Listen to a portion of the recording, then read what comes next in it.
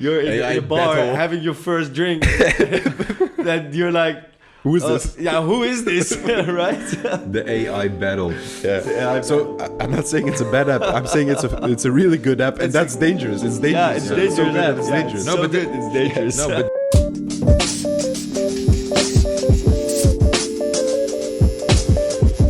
and we're live from Amsterdam, the second episode.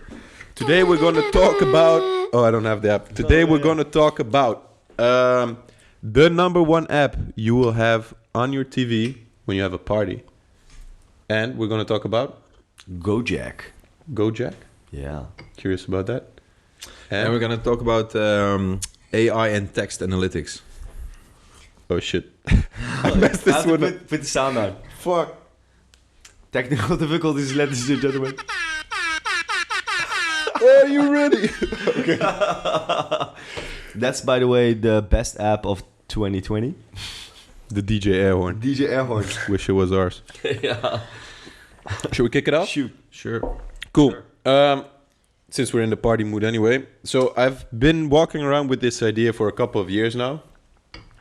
And basically it's an app, or it can be a web-based app, but it's like the thing that's always on your TV when you have a party, or it can be any social gathering. It could be a Christmas dinner or Thanksgiving dinner, whatever. But so basically it's on your TV. It's a kind of a Spotify playlist. So you enter an event, enter a room, and there's a playlist going. You hear songs, whatever. And instead of going to the guy who's who's streaming the Spotify songs and asking him to play a certain song or adding a song, you can connect to a hub and you add a song. And I think Spotify already has this, but there is a feature that you can vote which song comes on next. So there's like a playlist, but once if you want to add a song to the playlist, you first have to vote to another song. So you take a look through the playlist. It's something from Queen. Cool, I like that. And you hit like or whatever, and it jumps to the number one. Like it's next in line. And then you can add your own song. And whenever someone wants to add another song, they first have to vote.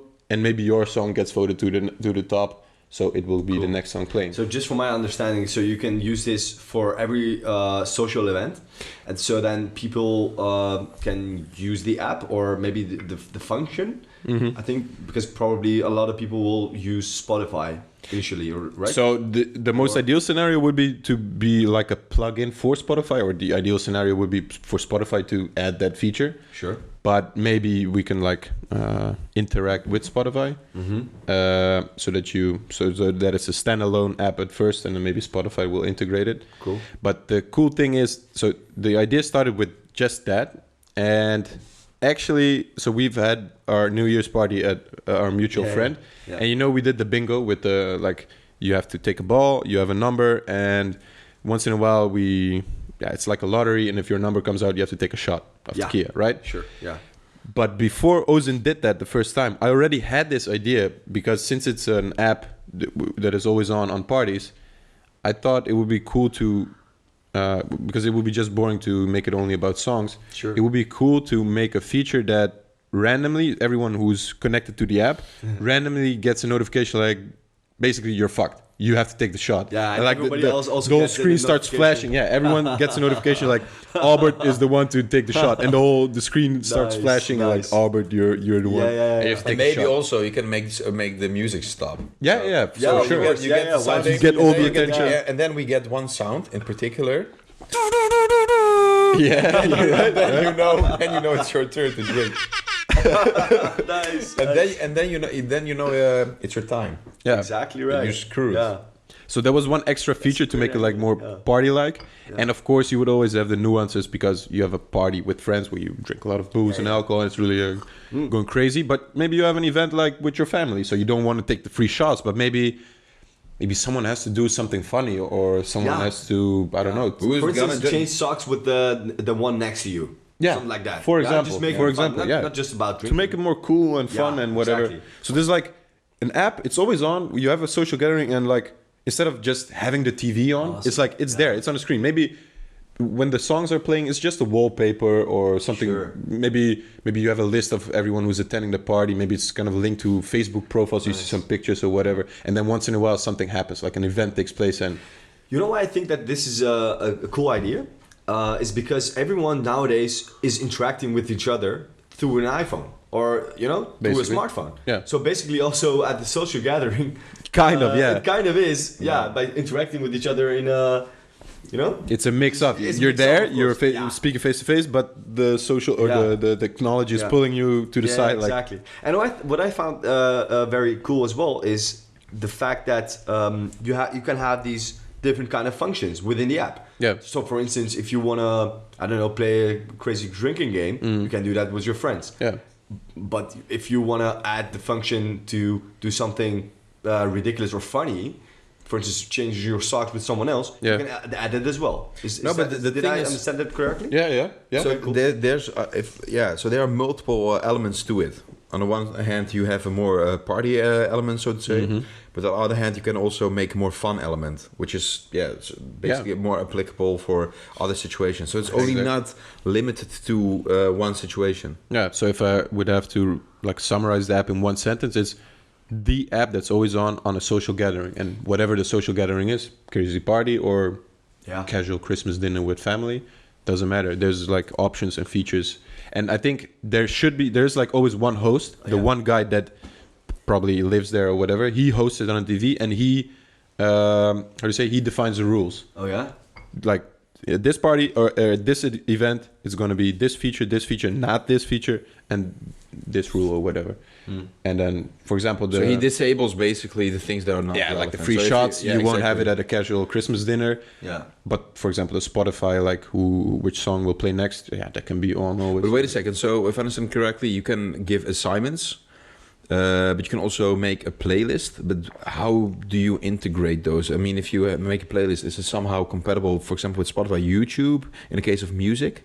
That would be something to think about. What would be the easiest to use? I mean, YouTube. Sure. Yeah. Then you can integrate it in there. But then if you think about, for example, the assignments, it's at least for me, it seems like a completely different connection. Because in the case of assignment, it's more like a box with ideas which are already there, and then it's basically just something pops up. Whereas if you connect something to YouTube or Spotify, then you're connected to something that already exists. True. Like Ideally, it should be integrated, so it should be. Yeah, or maybe talking to Spotify, so playing the music through Spotify, but through that app. But let's say you had to pick one. Okay, so right now we have two functionalities, so to say. So random music picking or random assignment picking on a social event. Yeah. If you had to pick one, which one would you use? So I could tell from how I came up with the idea. Why it was, not both?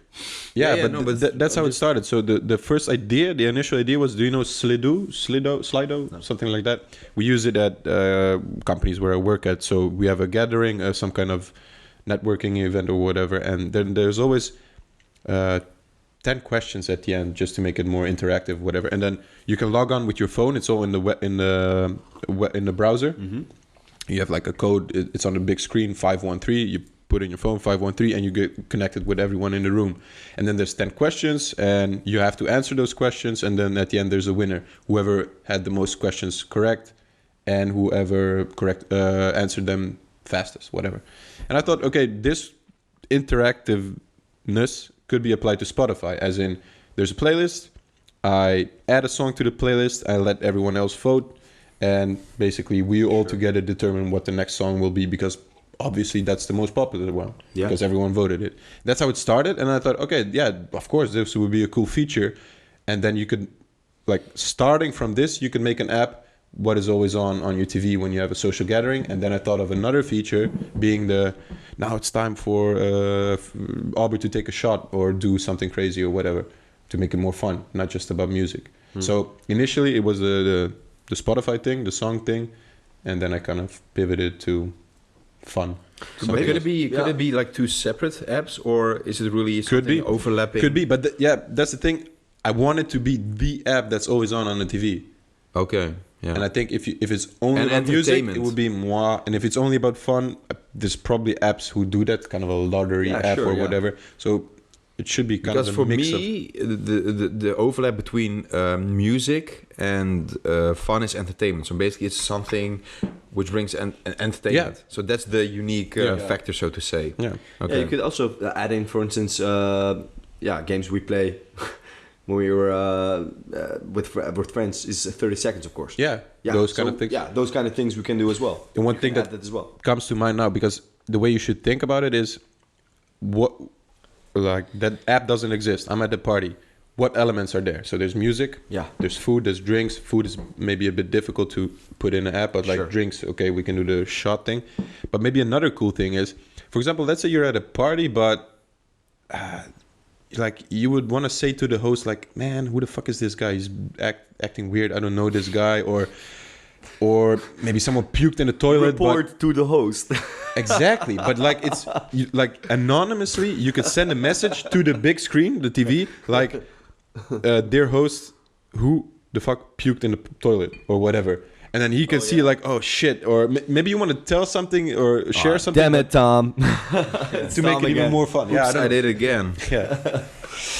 But any questions? Any? Would you use the app?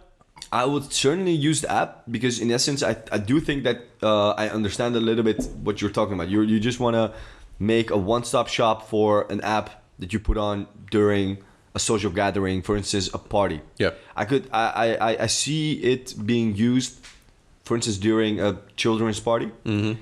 Because nowadays children also drink, below 10 pretty- also have Alcohol. yeah.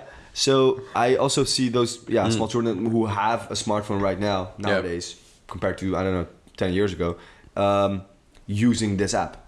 So it could also be used for that. So it's very broad. I think it's a good idea. But what I think that it's most difficult is how do you want to develop such an app, because it's probably a web-based app or maybe a native app where you have to install, I don't know. Yeah, the music part, I think that, sure. The functions, for instance, letting other people do crazy shit, I understand that. But the function of letting music being played, that's a different ballgame. Because then you have to install, I don't know, or connect with Spotify. Exactly, yeah. So the programming, that's. But that's also not I'm not a developer, so that I'll leave that to the listeners. But you get the idea, right? I get the idea, and I think it's in essence it's a great idea. But so the playing of the music that could be a tricky thing. Yeah, I agree. Yeah. I agree. So are we talking about compatibility on different? No, we're talking about if it's in a web-based app, it could be compatible with every device. You could just go on your smart TV and just start the app, of course. But so I don't see that as a problem. But what I do see as a problem is being able to play music on your device or on your app. Yeah, because Spotify wants users to open Spotify and not your app. Yeah, true, agree. Yeah. So I would have to pray that Spotify buys me. But nowadays, of course, you have also YouTube Music. Yeah. Maybe you can connect with that. But let's say just to wrap it up, let's say the music thing is one thing, the entertainment. Then, from my point of view, you can still do the fun part, regardless of the music part. So you can still focus on the entertainment part, making some like an entertainment game or assignment game, whatever. And then the music part, to think about it at a later point or something, how to integrate it. So at least that's the thing you have. It depends on which idea you want to focus on first. So do I want to do the music, or do I want to do the entertainment, or both, or which one do I start? Yeah, it might be a good idea to split them up. The reason I just put them together is because I think like almost at every social gathering you do put on music. Yeah. But not at all the social events you do a fun game or whatever. So it's just sure. Yeah. But let's talk about it the next time. Yeah, well, I want to hear about what was it? Gojek? Yeah, Gojek. Yeah, I hope I'm pronouncing it right because it's an Indonesian startup company and one of the first companies who started as a unicorn, as a startup. and who is now worth a couple of billions of dollars, I think. So it's pretty much. And what do they do? And they're based, of course, in Indonesia. So that's also it coming from one of the rapidly developing countries in the world. So that's pretty interesting. So what they basically do is Gojek, they provide tuk-tuk drivers, those tricycle drivers, the ability to, for instance, go grocery shopping or pick something up or do those kind of things, or pick you up from just as an Uber, pick you up from A and bring you to B. So that's what Gojek does, and it's growing pretty rapidly, mostly in Southeast Asia. So, and it started, like I said, in Indonesia. And what I thought to myself was, hey, why don't we have a similar app here in Europe? Yeah, of course, the wages over there are lower than here. So I thought to myself, if I was a teenager, 13, 14 years old, and I wanted to earn an extra buck, why not use the app and do some grocery shopping for, I don't know, some elderly people. Some elderly people, and so I think that there's a demand for using this app here in the West as well. But there isn't a provider, just like Gojek, and maybe their strategy is to also come over and also expand to Europe or any other Western country, because I haven't seen them around here. But I do think that there could be a big demand, because we also have things like Deliveroo. We also have in the Netherlands we have Thuisbezorgd. Uber Eats. Uber Eats and stuff like that. So But then what would be what would be the niche for that? Is it also just, it could be anything? It could be anything. I haven't used the Gojek app myself. I've just read about it. Sounds great. And the thing is, it makes it very easy to just have someone helping you out. Who drives a small tuk-tuk, a small tricycle. And what we of course have in the Netherlands are these bikes. Yeah, true. Everyone has a bike. Like tuk-tuk. There are more bikes than people over here. So basically it's like help on wheels. Exactly. Help on wheels. Yeah, exactly. If you, for instance, forgot about picking up flowers for Mother's Day for your mom, I don't know, then you can use the app, and then just, if you're at work, have someone pick up those flowers and deliver to you just in half an hour. But is it like an electrical bike or just a regular? No, just everyone who has a bike, just like Deliveroo. But then what I'm thinking is, for example, here in Amsterdam, which is quite a big city, let's say you live on the one part of the city. They don't accept the accept the how do you say that? Gig project. Exactly. Yeah. So it's up to you whether you want to accept it or not. Yeah, exactly. So there's someone who says, okay, I want groceries from, I don't know, this supermarket. And on the other hand, on the other side, there's someone who says, oh yeah, I want to earn some money by picking up these groceries. But if he lives in the fucking other side of the city, but does that mean that, for example, it also works like Uber does? For example, in Uber, you can see like, okay, you know what? I want my groceries. I don't have any time. Is there any available bicycle driver in the neighborhood? So does it track your mobile phone? Yeah, it does. It tracks your, of course, your location. And it also looks at your request. So if your request is go pick up something from the grocery store for me, store for me, then it costs you, I don't know, an X amount of money. But that's something to figure out along the way. I think. But then would you make then, for example, categories? For example, I can imagine, let's say I am a potential helper on a bike, and I would people help to do groceries or something in this example. So can I then, for example, assign myself to that, make an account, and then say, okay, this kind of things are the things I would like to do. So for example, doing groceries, maybe some other stuff, I don't know, and then you can check it. So you only get the things you want to do. Is that the idea, or how does it work? I think that you could start off with providing a specific set of categories, and then go on from there. That could be Or one way to start it. I think in a way you could just copy the model, the Gojek model. Of course, it's not one-on-one because we don't have tuk-tuks. Replace it with bikes. Yeah. But yeah, it's funny because Asia was always the one who were copying the West, and I mean that's not bad. I mean because they copy it and do it better eventually. So this way we turn it around and we copy it from them. That's true. Yeah. And funny that you say that Europe doesn't have this, but I have heard stories that in Serbia, I have family in Serbia. Oh, cool. They do have this. No way. Yeah, Awesome. but it's only for Serbia, and I think I forgot the Serbian name, but it's basically called like grocery guy or something like that, boodschapper, something like that. And I've asked my uncle what it does, and he said it's basically you tell someone what you want, and he picks it up for you and brings it to you. Or it can be groceries, it can be picking up a letter from a friend and bringing it to you, whatever. But or delicious rakia. Yeah. The only thing that pops into my head if we talk about groceries is that I don't know if you know Picnic, for example, in Amsterdam, they are really growing really hard, and they are delivering to everyone at a really low cost. So then I'm just thinking, in terms of cost, does it outweigh, for example, Picnic? It might be that Gojek is working because they don't have something like Picnic over there. But it might be working for some other services which are still expensive. Could because be. Picnic... But Picnic is a company itself, and they offer Picnic drivers who pick up the groceries and bring it to someone. Exactly. But Gojek is like, hey, you're a tuk-tuk driver, you want to earn some extra money instead of waiting for... And then just go pick this up. Yeah. So it's kind of, again, the Uber of... They're connecting normal people with other normal people, and Picnic is a company in itself. Yeah. But I mean, because they're specialized in just delivering groceries. Yeah, and they're very good at it. Yeah, they're not a supermarket. They're just basically a warehouse for groceries. Yeah, at a really low cost. Yeah, that could so that's the only thing that you should consider. That's a competitor.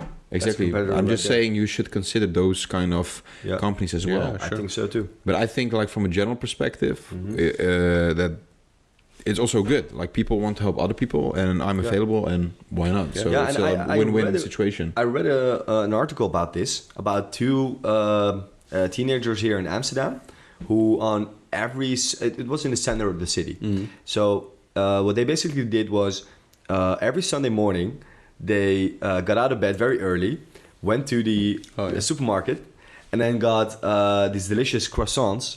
Who Dutch people sometimes eat during breakfast. And then they sold them at the at an extra X amount service fee, stuff like that.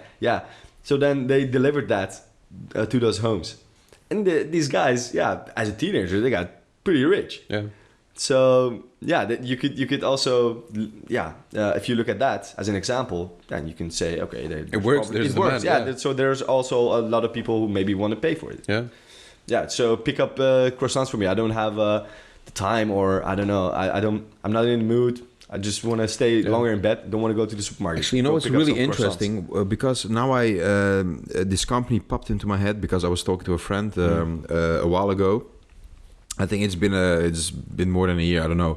But they do something different, but that was also quite unique and interesting to me, because there are a lot of like people who earn a decent amount of money, high-paid jobs, but as we all may know, everyone is quite busy. So what this company does, they offer a lot of services and they come to your doorstep. For example, if you want to do your hair, they literally come to you, fix your hair, and they go. Or you don't have any time to do, to bring your clothes to the laundering surface. They pick it up, do it for you, bring it back. But that's kind of this, right? Exactly. It looks like surface, but as well. Exactly, but it's more the niche is like people who have money but don't have time. They buy with their money. They buy time to do things they cannot do. I don't know exactly the name of the company. It's a Dutch company. It's also here in Amsterdam. But it was a really good idea, in my opinion. It kind of. But it kind of reminded me of this one. It's not the same, but now I was like, wait a second, I know something. That's a good point, because you can also concentrate first on people working at offices and working pretty late. True. So businessman and a businessman or businesswoman. Cool. So before we move to the next idea, how would you call it? How would you call the company? Go Dutch. I don't know. Go Dutch. I don't know. Go bike. Go bike. Bike to go. Bike to go. Whoa. Whoa, hello. Or 1-1 bike. Can I use that one? Yeah. Instead of 112, right? The 1-1 Dutch, bike. Yeah, 1-1 bike. Yeah, that would be Instead of like the emergency. Emergency. Yeah, it's kind of an 1-1 emergency. bike. Yeah. So yeah, the last idea of tonight. Basically, the idea, how I came to this idea because a friend of mine uses this program at work in which they analyze texts. So what this program work, I forgot the name to be honest, but the program can analyze text, huge amount of text, and make some analysis out of it. Now there are like a lot of different companies, different text analytics software. You mean Luminance or? Yeah, that one. Yeah, that one. Yeah. And what I was thinking was maybe you can do such a thing, so analyze text and make some predictions about the response you would give to a person in more social context. Okay. So let's say instead of having a text and just analyzing like a contract, what Luminance does, you can apply it in a more social setting. So I have two examples. On the first hand, you can do it in a more, let's say, a business context. So let's say you have an I don't know, job application or interviewee, whatever. You can see, okay, so what are the skills we want to have from our employees or future employees, and what are the skills that are mentioned in the vacancy. So you as a person could, for example, say, well, if these are the keywords, and this program, I don't know how, but analyzes the words, you can make up with, it can give you suggestions which sentences or which words you can type in your application letter, for example, or motivation letter, or how do you want to call it, to improve or increase your chances of going to, for example, let's say a conversation with a company. Yeah, that's one example. Another example could be, for example, more in a dating context, because as we already know, there are a lot of applications which people use. For example, you have nowadays Tinder is in the Netherlands really popular. You have Happen, and every year a new dating app pops out. And a lot of times when you have a conversation with someone, it's pretty simple. Some things just don't work, and some things work. Yeah. And the thing is, let's say you would analyze, for example, huge amounts of text of previous conversations on Tinder or Happen, whatever. Yeah. You can see, okay, which sentences did work. Which sentences did work and which didn't. For men and women. Yeah, for men and women. For example, if you, I don't know, you're the 1,000th person say, "Hi, how are you?" Yeah. It sounds boring, catching. It doesn't work properly. You have to be original. So what you can do is analyze these texts and then maybe convert into some suggested range of ideas. So let's say someone reacts in a certain way. Yeah. You can give a suggestion. Wait a second, she or he said this. So maybe this is the... so maybe it's fun, right? Yeah, the authenticity of having a good talk with someone. Goes AI just does it for you. No, but wait, that's my point here. I'm a really big believer in social contact, but you shouldn't let define machines everything for you. Yeah, and therefore I'm a really big believer in giving a suggestion. Yeah, sure. Not saying like, oh, she or he said this, or this is these hobbies are in his or her bio. Yeah, so you should say exactly to the dot this way. No, you could say this, and it's up to you. Some keywords, whatever. Basically, it's an aimbot for Tinder. Like, you still have to initiate. You still have to do some talking, but it's like it's pointing you if you want to give the headshot. That's true. Yeah. So dude, you want to be successful? Just say this. But you know what the funny thing is about like. I've read a couple of books and read a couple of articles about this. Like, AI will never take us over because we always are in control. We can decide if we want to listen to AI, to their suggestions or not. Yeah. But imagine listening to the AI. So he suggests to say this, and you say, fuck it, I'm going to try it, I'm going to say this. And you get a good response. You say, whoa, cool. Next time you suggest another thing and you're like, hey, last time we worked, I'm going to do it again. Yeah. And then you start depending on the suggestions. And before you know it, it's like, AI, what do I have to tell? AI, what do I have to tell? Because he obviously knows me better than I know myself, or he knows what to talk. Dude, it's the same thing with people not knowing directions. Yeah. Always using Google Maps. Yeah, you're so dependent on it. You're so dependent on it on your smartphone. Everyone gets anxiety, man, when your phone... Anxiety. Yeah, true. Yeah. So in a way, you still have the control and the decision to use it or not. But I think it's an illusion because in the end, everyone is going to use it. And even if you're not using it, you're going to be left behind because then you're the one on Tinder who's using... Who's using AI in general. But for example, now back to Tinder. So for example, let's say almost everyone is using that hack or AI or whatever. So everyone is giving the perfect answers to each other. And then there's you who said, no, I'm not going to do it. And then you're like the boring, hi, how are you?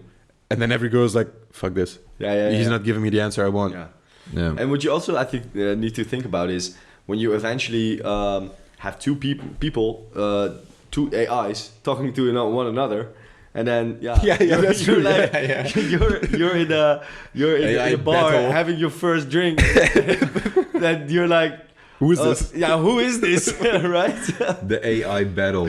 Yeah. The AI so battle. I'm not saying it's a bad app. I'm saying it's a really good app, and that's dangerous. It's dangerous. Yeah, it's dangerous. so good that it's Yeah, dangerous. it's so good, it's dangerous. No, but that's to be honest, the reason why I wanted to discuss this idea is because I think AI is an interesting topic. Yeah, because you sure always hear this dark side of AI whatsoever. Yeah. Therefore, I thought, you know what? Let's discuss this topic because it just popped into my head, and I was like, okay, you know what? It's a great thing to share, man. Yeah, it's a good idea, but also it has the dark side. Yeah. So what you also could do is you just mentioned also the other idea of In a business context. in a business context, when you're being an HR director and you have to do a lot of interviews, you know. Yeah. So what you also could use this app is, for instance, uploading the CVs of a lot of applicants, as well as their application letters, and also maybe their assessments that they've made. So uploading this stuff in your AI. And then letting AI generate very specific questions based on those variables. Yeah. And then asking very specific questions during your job interview. Yeah. Okay. Who have to do with your work. To make it more personal instead of general. Make it more personal. Yeah, exactly. What you also could do is then just make a survey based on those variables for a specific person, and then let them fill in. The survey.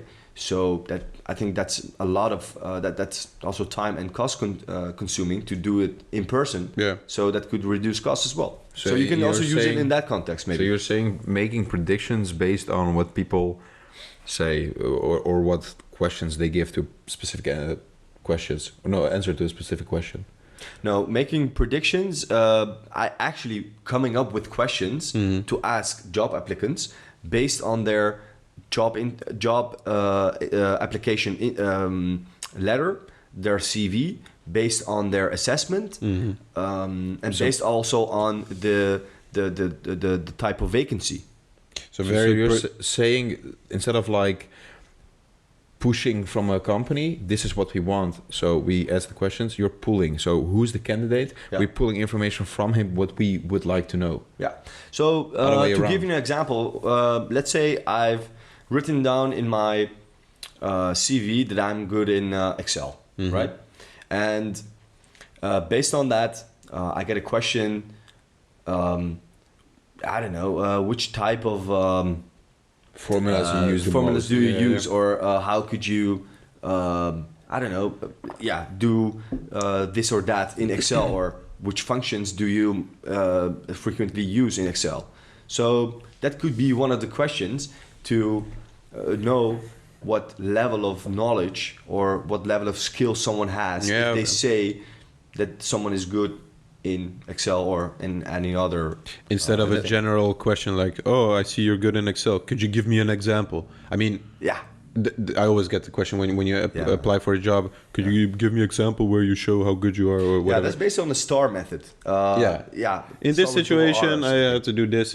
But it's very general, and maybe there's a more specific question like, okay, if he can answer this correctly, it means he knows his stuff, he knows Excel, and we trust him to be a good applicant. The only different thing in this scenario is that sometimes, in my experience, recruiters don't always have the information, don't always ask the right question they should ask. You can And sometimes it's really good and sometimes not good. And then Yeah, you can give them It's the right kind of- direction because yeah. sometimes, you're just having a talk with the recruiter or having a talk with the HR guy or a woman. Yeah.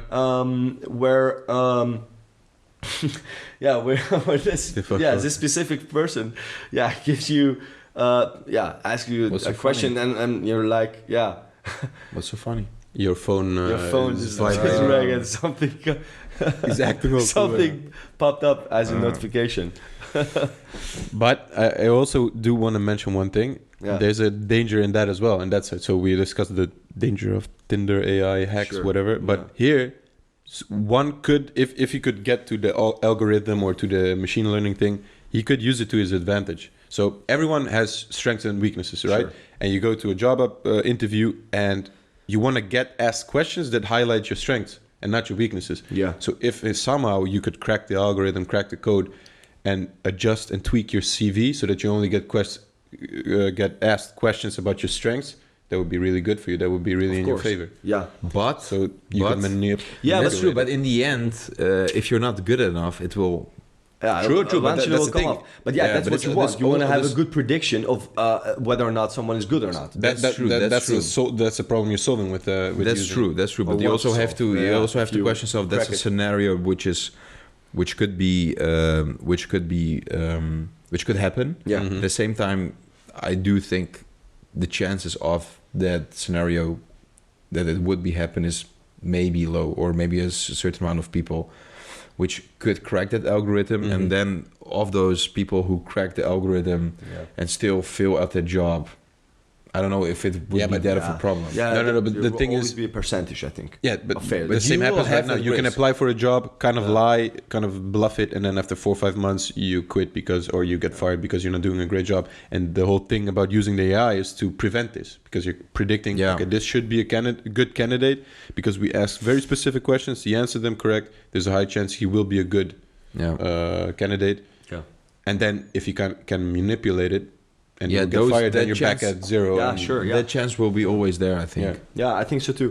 And what I think that what I read the other day was you have all these different kind of assessment tools where they assess your IQ.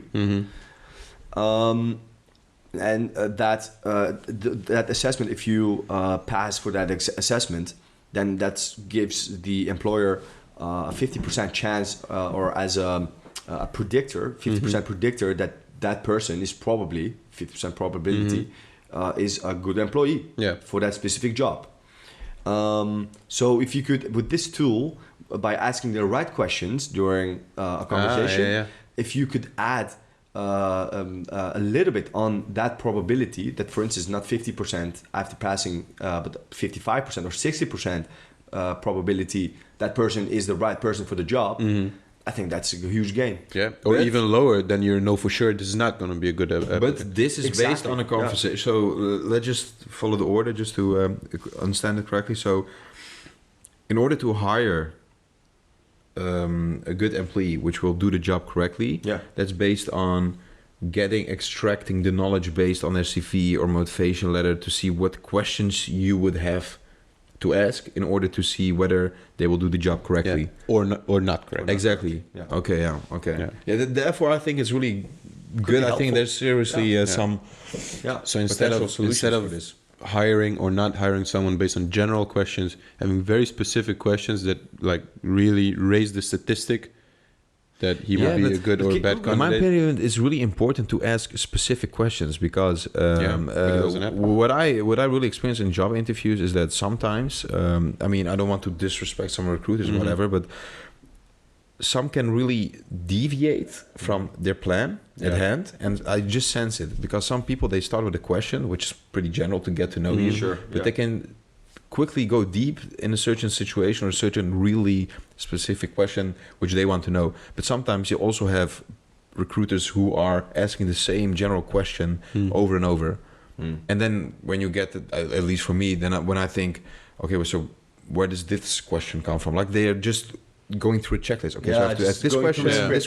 So you're leaving a lot of valuable information out. Yeah, that's true. And in this way, You can make it more personal. Of course, you can say like one argument might be, yeah, but people that are experienced can go quicker to the source. They can get ask better questions. Yes, that's true. But if you do it like this way, you can extract information based from a CV, for example, or motivational letter. Of course, you have to think about where's the limit, how much information you can extract from a CV and motivation, because it's always limited. You have limitations. But it can prevent those people, recruiters, to need people with a lot of experience all the time. So you have like how do you say, like a short advantage. Yeah. So I have a question, also based on what you just said. So you said that a lot of recruiters also ask follow-up questions when you give a certain answer. So how would you build that in? You know? So that's also thinking about it very practically, right? Yeah. How do you want to build this? We want to have an app who generates questions during job interviews or for finding the right applicant. Okay, what I would do, for example, the first thing that pops into my head is this. Let's say you have a specific vacancy for a specific job. Then the first thing to know is identify what are the core skills which are necessary in order to be successful at the job. Yeah. So if you know these skills, then you should combine this with the business context. So if I know a skill, for example, you have to be, let's say you're working at a sales job for a, I don't know, marketing dishwasher company, machine, selling company. Okay, most random example ever, but that doesn't matter. So you could say, okay, in order to have sales skills, your communication should be good. Yeah. But also, not only communication, you should know something from dishwasher. So maybe you should need some basic technical knowledge about this market. So if you would combine those, then I would look for information which is in your CV, which indicates that you have this knowledge. And based on that combination, so what skills in what context, you can generate questions. So and this also scan through the CV. You mean? Yeah, and you can make some questions, but also it should be something that learns from itself. So, of course. So you have all these things with machine learning. I don't know how it exactly works, but I can imagine if you come up with some basic questions, you ask this in the interview. I'm a really big believer of measuring something. So you should, after a job interview, you should, let's say, put these questions somewhere and the answers of people, and then analyze. See how they perform in 6 months, in 1 year. Are they still there? Yeah. So did these questions were really a predictor of their job performance? Of course. Yeah, of course. You can do it this way. If you just provide an MVP, a minimal viable product, just to see whether or not it works, and then just test. Yeah, and just test. So I also think that that's an important thing to quantify. Does it really work or not? Yeah, of course. I think to be honest, I think go sorry. And my second question was, okay, how do we want to generate those questions? So how do we do that? Very practically speaking. Yeah. Do you want to just go through thousands of different CVs and job application letters, and then just come up with questions? Or I think, when you study, I haven't studied HR, but when you study HR, there's probably something you learn about which questions you need to ask. Or if you want to, so start with that and then do what Albert said. So you start with the questions we have right now, the general ones, and then we measure, and then we try to fine tune it, make it more specific. I think we need to train the AI. Go through publications, scientific publications in probably journals, probably something about what kind of different, I don't know, questions do work to measure this or that. Basically, it's capturing the knowledge which is already inside of, for example, experienced HR recruiter, or resources like college books or whatever, or practical knowledge in the market. That's one source. And the second source is the learning of this AR, machine learning, or how do you want to call it, thing, that the questions you already have, they improve by more information you get. So it's basically collecting information. Of course, it does take time in the beginning, but I think in the end you will get more, you feed more information, and based on that information you can fine-tune the questions you have, and you can make up new questions. At least that's how I see it. Yeah, of course. The system would also create new questions, of course. Maybe if you're I don't have a lot of knowledge about AI, of course. There are probably a lot of people out there who were thinking, okay, what the fuck are these guys talking about? Yeah, Of course, we're talking about the general idea. Exactly. Probably this app also gives you the opportunity to create new, never used questions, of course. So that's eventually that's the purpose, to get new questions. Why do you want to get new questions? To filter better, more easily candidates for a specific job. Yeah. And it also the right questions. It also solves the problem of asking follow-up questions, because if your AI has the ability to learn and also to adapt and come up with new questions, then it could also be learned to ask follow-up questions if someone says A or B. Yeah, of course. Exactly. I mean, it'll only get smarter and smarter. So eventually you will have a conversation real time with an AI. But to be honest, I mean, that is the direction we're going, because when you think about it, having a recruiter who has his own opinions, who maybe had a bad day, he doesn't like your face, he's going to be the one who's going to decide if you're going to get the job or not. It's not a fair judgment. It's not fair. It's very subjective. Right. Yeah. And AI will only get better and better and better until it's better than a really good recruiter. Yeah. And then you don't need recruiters anymore. And also, not only better, but also less judgmental. Yeah. It's just objective. It's all based on data. It's all based on statistics and no bad hair day for an AI. Yeah. So anyways, that was the last Let's wrap it up. Cool ideas. Speaking of out of experience, or yes, I have bad hair days. No, I'm not an AI. Nice. Okay, cool. I think that was the episode for today. Yeah, it's a wrap, guys. Thanks for listening, and see you on the next show. Yeah, man. Bye bye. Bye bye.